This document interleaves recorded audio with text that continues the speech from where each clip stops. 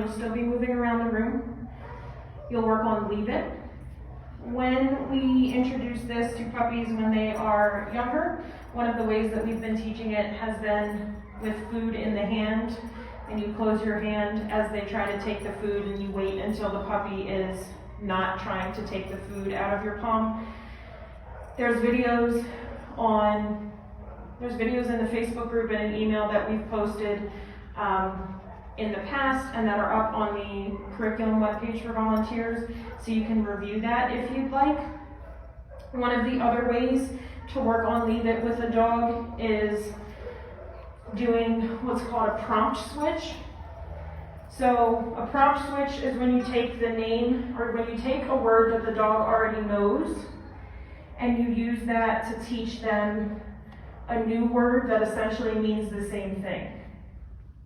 So for example, leave it really is a name response, because when I call my dog's name, I want them to look away from whatever they're looking at and look back at me.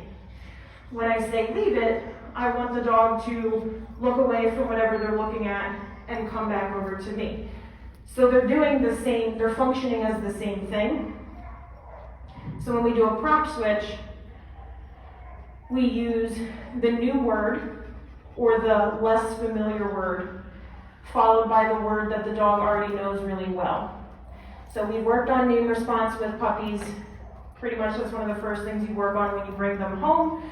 Hopefully they've got a pretty responsive name response going on. So what you do is you say the new word, which is leave it, followed by their name.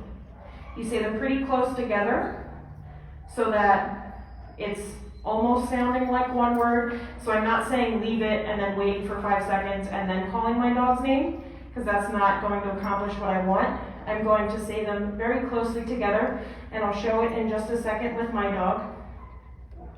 One of the things that happens frequently with leave it is that it's one of those words that we use, but the dog doesn't know it yet.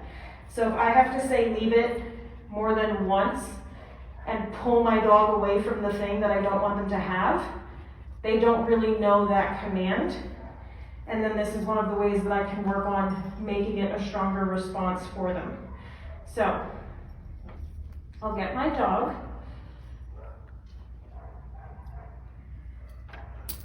Yeah, come here.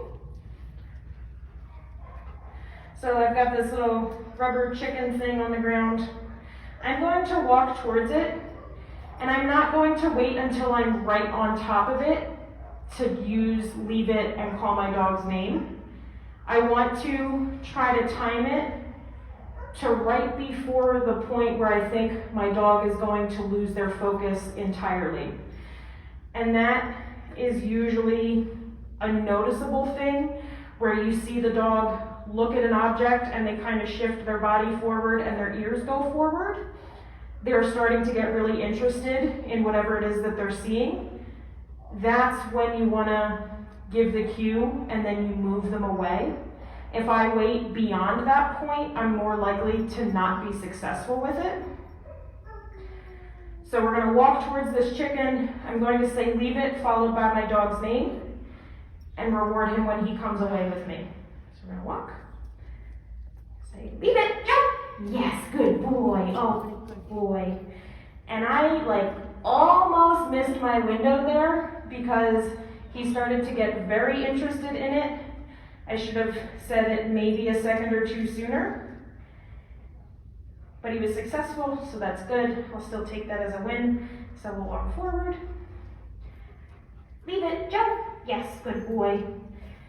So I'm saying leave it, followed by his name pretty quickly. I'm going, leave it, jump. And then when he comes away with me, I say yes and I reward him. You don't have to walk backwards. If you are not comfortable walking backwards, please don't do it. I could just cut to the other side. So we'll walk forward, say, leave it, jump, good boy. So that time, he knows the game and he slowed down because he knew what I was going to do. But that's good because that tells me that He's understanding what it is that we're working on. I can still give him the command and still say his name, because then I'm just reinforcing what it is that we're doing, and I'm taking an easy win, which is totally fine. When you practice this at home, you want to practice with something that the dog doesn't find super interesting. So if, for example, your foster puppy loves leaves, don't start this with leaves. Start this with something that's like, yeah, this is cool, but it's really not that exciting. Joe's already seen the chicken today. It's not super exciting. So that's not a new object for him.